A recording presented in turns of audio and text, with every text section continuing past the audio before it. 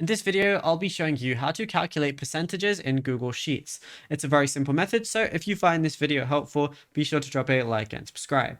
So what you want to do is open your document in Google Sheets and click into the empty cell where you want the percentage to display. So let's say right here. Then all you want to do is press equals, like so, to start the formula. Then click the cell containing the part value, so type a / for division, and then click a cell containing the total value.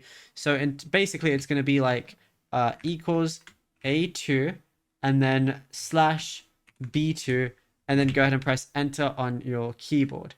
Now, once you go ahead and do that, the cell will initially display a raw decimal number like 0.75. So to turn it into a readable percentage, ensure the cell is highlighted, then go to the top formatting toolbar and then click the format as percent.